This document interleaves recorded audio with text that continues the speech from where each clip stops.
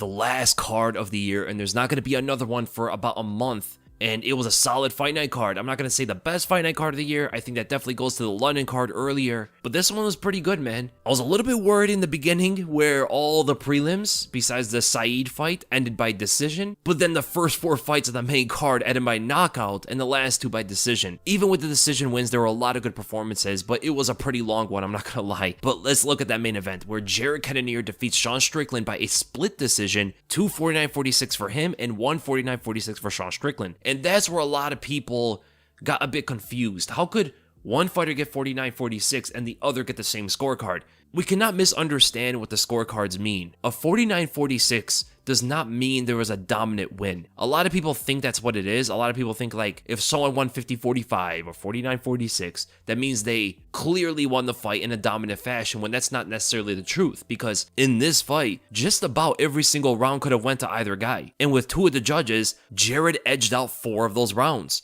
Every round besides, I would say, the 4th round, all of the others could have went to either Strickland or Cannonier. The reason why I say the 4th one wasn't as close is because it was obvious who landed the harder strikes in that round. It was Cannonier for sure. He landed some good leg kicks and then some big haymakers that I think stole the round, because nothing Strickland landed in that round did anywhere near the damage that Cannonier did there. But all of the other ones, Strickland was landing some really good counter jabs, really good blitz combos. And that's where he should have went to more, and he just didn't. And also the front kick up the middle, he barely threw that as well, even though it was a great technique for him to create an obstacle for Cannonier to go down the center. Cannonier would have to take off angles instead, and cannot barge his way down the center with his high guard. Also, earlier in the fight, Strickland did land the front kick to the face when Cannonier was like faking by changing levels. I would say the biggest difference of the fight wasn't necessarily the skills of either guy. They were very evenly matched, but it was them listening to their corners. Cannonier was listening to his corner way more than Strickland was. When his coaches were telling him to go to the body, Cannonier was digging to the body. When they told him to go for leg kicks, he was going for leg kicks. Cannonier was also starting to find that left hook, right straight combo. Even though it wasn't landing all of the time, it was definitely the best combo he was throwing in the fight. And man, those leg kicks were damaging. A few of them were landing clean on Strickland and taking away his stance. There was like a moment, I think it was in the 3rd round if I remember correctly, where he landed a big leg kick and you could see that Strickland wanted to change stances, but he's not as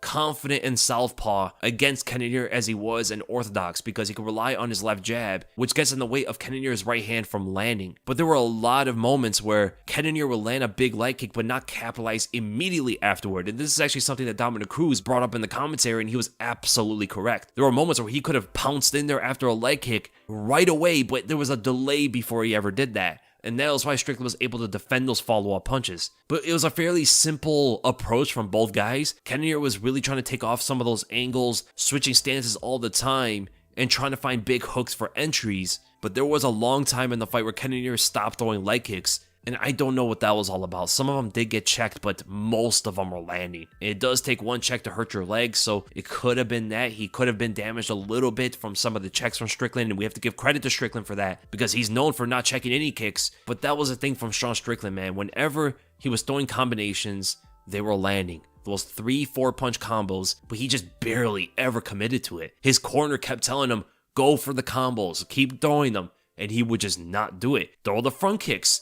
He would just not do it. He just keeps doing what he's comfortable with. And I think it might have to do a lot with his sparring, because you could check all of his sparring sessions and he fights the same way as he does in a fight. And it may seem like he's not really trying anything different. And ultimately, the judges gave it to Cannonier because of the damage difference. Cannonier was swollen a little bit from some of the punches, and he did eat some really hard jabs, but the majority of the damage definitely came from Cannonier's side. From the legs to even the body and even the head strikes, Cannonier overall landed more damaging head strikes than Strickland did. And honestly, with this loss, I don't think it should hurt Strickland that much, given the context of the fight, because they were very evenly matched. You could barely tell who was the better fighter in there. And that should be part of this whole ranking thing. As they move the rankings, they should also take the context of the fight, not just who won or lost. But Cannonier is in a little bit of a difficult position because he just fought for the belt and he lost. And then he just fought the number 7 guy. So he went from fighting the champ to fighting number 7, where he's ranked number 3. Are they going to give him another guy much lower than he is? He fought 2 of the 3 guys ranked above him, The only guy he didn't fight was Pereira, so he lost to Adesanya, already lost to Whitaker. Number 4 is Marvin Vettori, and he's fighting Roman Dolidze. That's an exciting fight. I can't wait for that. I'm actually kind of surprised they put that one together so quickly. Cannonier already knocked out the number 5 Derek Brunson. Paulo Costa's fighting Robert Whitaker. Number 7 is Sean Strickland. Number 8 is Roman Dolidze. Number 9 is Jack Hermanson, and Cannonier already beat him too. There is Dricus du Plessis, but I don't think Cannonier wants to fight number 10 right now. I think regardless of what happens, I would love to see Cannonier fight Paulo Costa because I think that matchup would be so entertaining. Costa would definitely bring the fight to Cannonier, and then you see the power from Cannonier come alive in there. Costa brings on the volume, brings on all the pressure. It could be a very dangerous fight for both guys, but the reality is Costa's kind of hard to work with.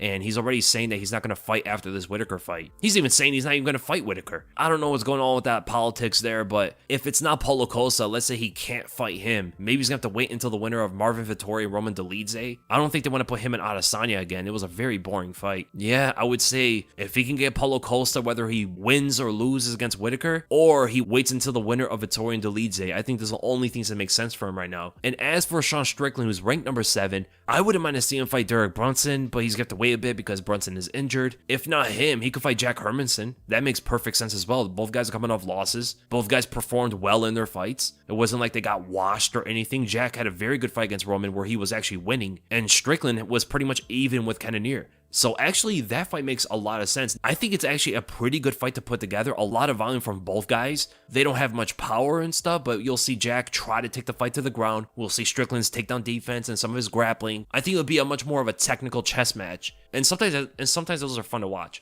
And then we go to the co-main event. Arman Tsarukyan defeats Damir Ismagulov by a decision, 30-27 across the board. No questions about it. Arman was definitely the better fighter there. His wrestling made such a difference, and his kicks were also very effective. He was actually even showing some good jabs against one of the best jabbers in the whole division. Damir's jab is absolutely a beauty to watch. Such perfect form, such great extension, so fast. But man, did he have a hard time with the takedowns. He was able to defend a lot of them, and even when he got taken to the ground, he was able to get up pretty quickly. But he had a hard time getting Arman off of him. And Arman was definitely finding some great openings for takedowns under Damir's counter left hook. So he would get Damir to throw out that left hook by feinting, and then he would dive in on the single once Damir throws that left hook. Because when you throw a left hook going backwards, you're leaving your left leg extended forward. It's the closest body part to your opponent, and that's what Arman was attacking. He started to do that like halfway throughout the second into the third. The first one was a lot more dicey. It was trickier for Arman to find some success. He brought some of those lead kicks so quickly. I mean, such an insanely fast high kick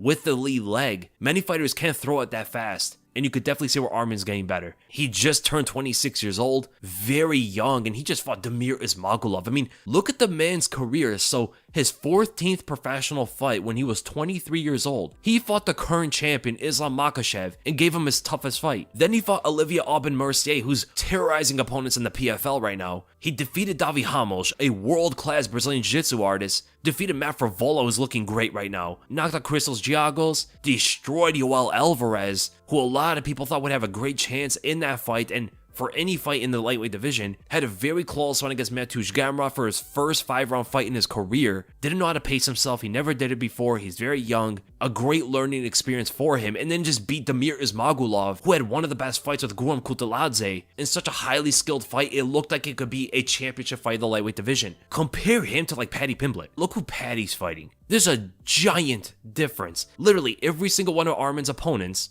is better than every single one of Paddy's opponents. Besides, there may be a debate between Christos Giagos compared to Jared Gordon, right? They're around the same kind of level. And Paddy Pimblett is older than Arman. He's more experienced than Arman. He's been fighting 3 years longer. He was a champion in Cage Warriors. He fought other veterans earlier in his career compared to Arman before the UFC. And they threw Arman to the wolves right away. And it's crazy how one guy could become so famous fighting half the level of competition compared to Arman, who looks like he could become the champion already. I would bet that Arman right now could beat some of those guys in the top 5. Like, really think about it. How would Arman Tsarukyan versus Michael Chandler look like? Armin's a cleaner striker. He has those high kicks. Chandler oftentimes abandons his defense. He's very explosive moving forward, but how he's going to defend the wrestling against Saryukian, I could definitely see him defending some of the early takedowns, but he cannot keep up that pace. And chain wrestling with Armin is going to be very difficult. I think he can do it before he starts gassing out. But the level of fight IQ that Armin is showing in his fights, I mean, some of the fastest level changes I've ever seen in the lightweight division, combined with the kicks,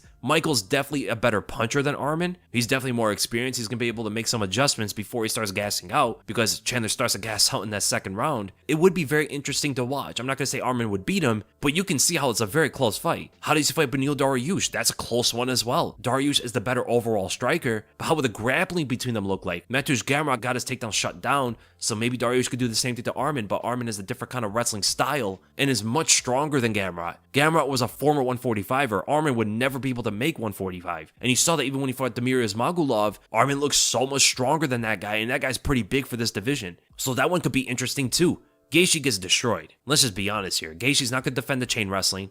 He'll defend the initial shot because of his explosiveness and because of his wrestling style, but he's going to have a very hard time chain wrestling. And not only that, Gaethje's leg kicks are going to get caught and get him taken to the ground. And as soon as Armin takes Gaethje to the ground, the fight is over. Gaethje's going to probably give up his back, give up his neck, and he gets wrapped up. Dustin versus Armin's interesting. I don't see Dustin defending the takedowns. He's definitely an overall better striker, a completely better boxer, can address some of the kicks well, but I just don't think he stops the takedowns. The real path of him winning that fight is by Armin getting tired, not be able to keep up in the 5 rounds, and Dustin starts to pour it on him on the later rounds. Charles Oliveira versus Armin's an interesting one too. I think Charles' Brazilian Jiu-Jitsu might be too dangerous at the end of the day, because remember that Armin, yes, is very skilled in what he does on the ground, but he commits so much, right? If you overcommit on Oliveira, you're going to land in one of his submissions. But how does the striking go? Oliveira can get cracked so easily by Armin, who's so much faster. Not nearly as clean of a striker, but if he throws in those overhands and hooks, blitzes down on Oliveira, things can get very ugly very quickly. And him and Islam is always going to be a very competitive fight.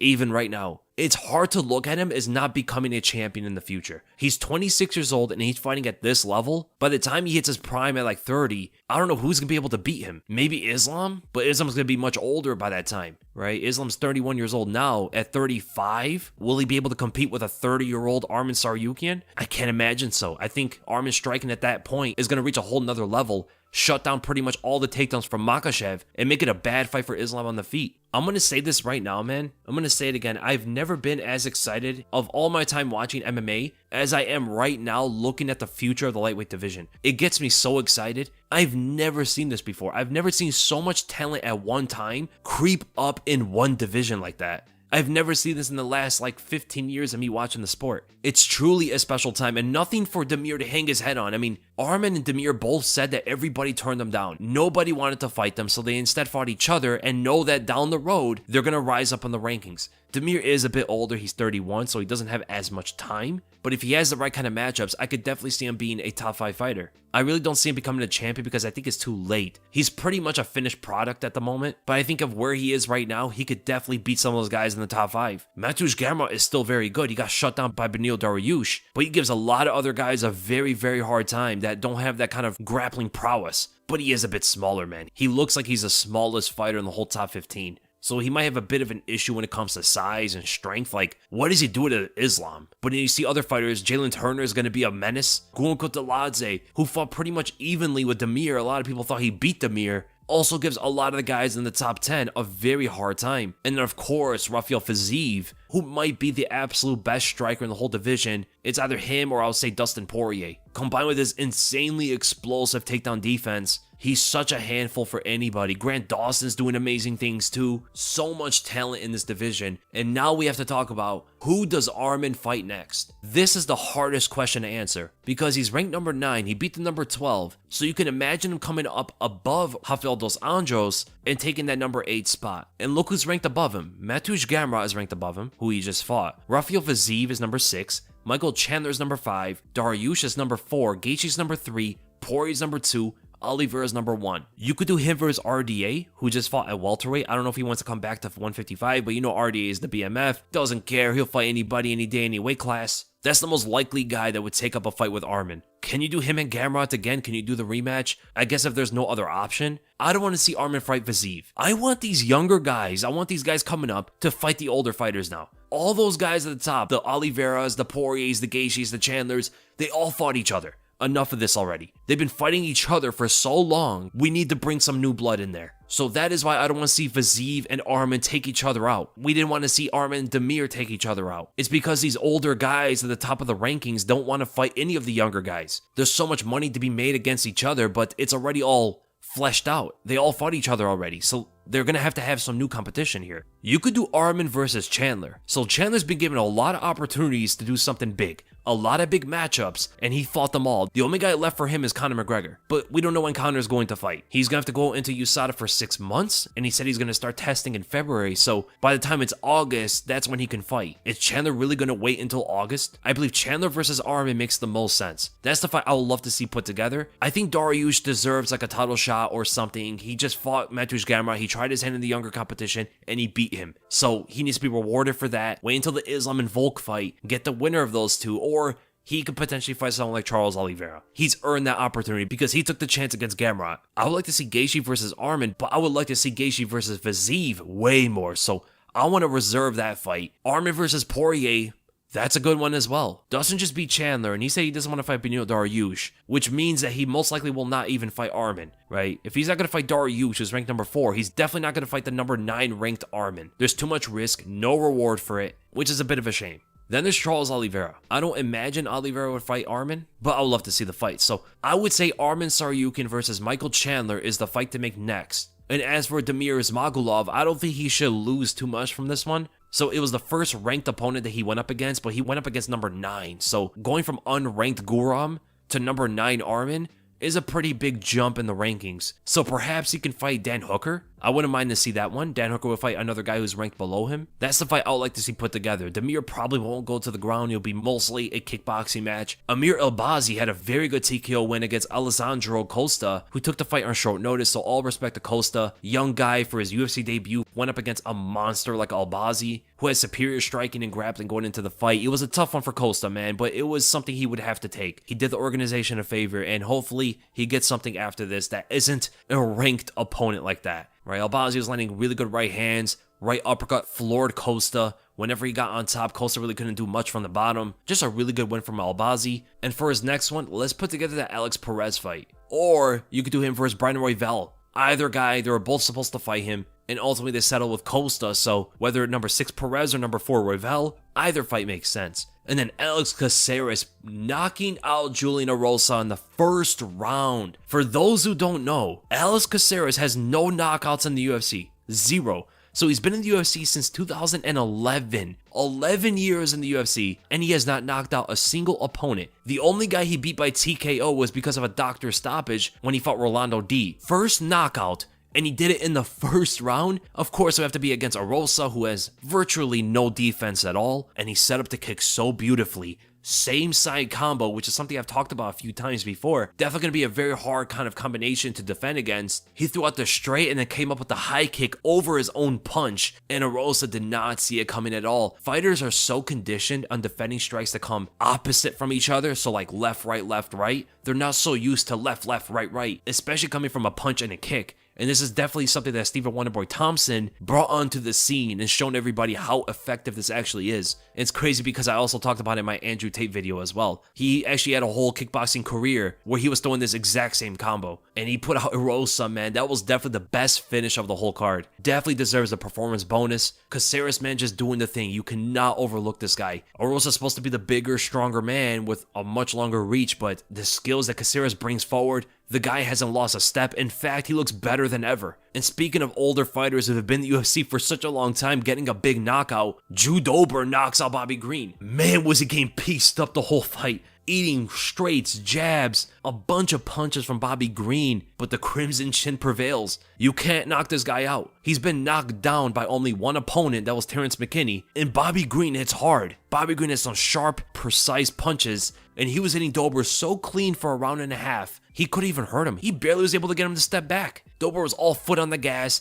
going after Bobby Green, pure pressure, and just like he says, I have a chin and a left hand. And man, that's all he needs to beat some of these guys. It's so unfair. Having Drew Dober's chin should not be allowed because we have no idea what's made of. Where he could just trade with you and win. He just needs to trade punches with you and he's going to beat you. I don't know if there's any fighter in this division that can out-trade Drew Dober. He has the hardest chin and one of the most powerful left hands. He's also very athletic, and at his older age, he's better than he's ever been before. I don't know what's going on with these older guys like Drew Dober, Alex Caceres, Glover Teixeira, Beneil Dariush. There's this phase right now where these older fighters are getting better, whereas historically, it's always been the opposite. The older guys are always getting worse. It was so crazy to see Bobby Green's punches bounce off Drew Dober's head, and then Dober just land a left hand behind the ear. So Drew Dober called out Jalen Turner, and on Twitter, it looked like Turner actually wants the fight. So we got ourselves a fight most likely. Drew Dober versus Jalen Turner is a fight I would love to see. That's an exciting one. That's what we want to see, man.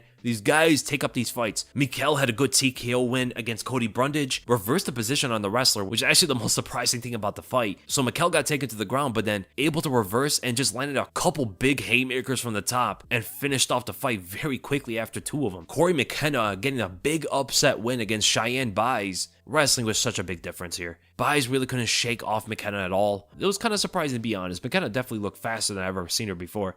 Jake Matthews got blasted through by Matthew Semmelsberger. Really tough loss for Jake Matthews, where he had a very good performance in his last one. Saeed Nurmagomedov getting that comeback win against Karamanov wasn't like that much of a comeback if we're going to be honest here. It was halfway into the second round, so there was still almost half the fight left to go. But I believe Saeed got the ninja choke on him. It's like a different variation of a guillotine. And you can see how long his arms are, man. He's able to wrap around your neck so fast. I love those kind of chokes, man. I never like the arm in guillotines. I never like anything like that. Full on squeeze on the neck with both arms. That's the way to go. Saeed got a very good win there. Great card, man, to end the year. And I'm going to come up with a video to recap the year. What were the best fights, best finishes, best performances, best techniques used, the most revolutionary fighter of the year. All of those sort of stuff. If you guys want, I could do a breakdown going over all my predictions of the year, what I got right, what I got wrong, the nightmare matchups and stuff like that. There's a lot of stuff coming up while we wait for the next fights. It's going to be fun, and I'll see you guys